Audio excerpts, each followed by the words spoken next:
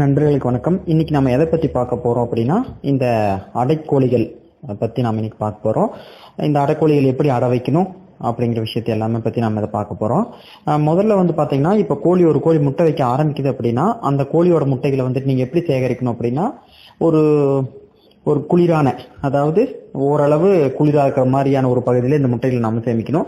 அதுக்கு நம்ம என்ன பண்றோம் அப்படின்னா, இப்ப ஒரு மண்பானை வாங்கி அந்த மண்பானையில பாதி அளவுக்கு நீங்க மண்ணை நிரப்பி, அதுக்கப்புறம் அந்த முட்டைகளை நீங்க சேகரிச்சுட்டு, இப்ப டெய்லி வைக்கிற முட்டையை எடுத்து மண்பானைக்குள்ள வச்சுட்டு, நீங்க மேல வண்டு கட்டு அப்படின்னா ஏதாவது ஒரு லேசான ஒரு துணியை போட்டு மேல நீங்க கட்டி வச்சிருங்க. இந்த மாதிரி பண்ணலாம்.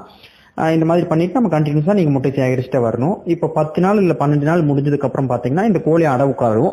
அப்ப நீங்க என்ன பண்றீங்க அப்படின்னா, ஒரு கூடை, அதாவது ஒரு கூடையா இல்லாட்டி இந்த மக்கரைன்னு சொல்லுவாங்க எங்க ஊர்ல, அந்த மக்கரையா எடுத்து அதுல பாதி அளவுக்கு மணலை நிரப்பி அது மேல அந்த நீங்க சேகரிச்சு வச்சிருக்க ஒரு 12 முட்டைகள் நீங்க வச்சு கோழி அது மேல நீங்க உட்கார வைக்கணும்.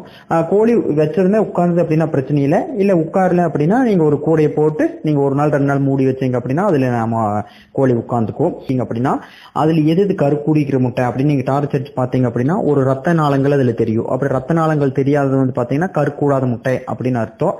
அந்த 4வது நாளுக்கு மேல நீங்க செக் பண்ணிட்டு அந்த கருக்கூடாத முட்டைகளை நீங்க எடுத்து நீங்க சமையலுக்கு பயன்படுத்திக்கலாம்.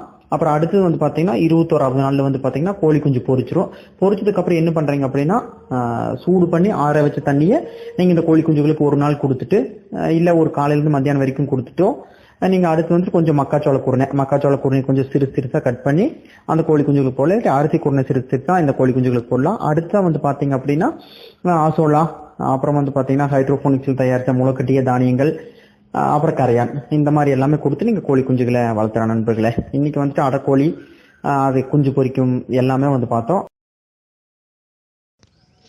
மேலும் இந்த சேனல் பிடிச்சிருந்தது அப்படின்னா சப்ஸ்கிரைப் பண்ணுங்கள், கமெண்ட் பண்ணுங்கள், லைக் பண்ணுங்கள். உங்களுக்காக புத்தம் புது வீடியோக்கள் போடுறதுக்கு நாங்கள் தயாராக இருக்கோம். நன்றி நண்பர்களே.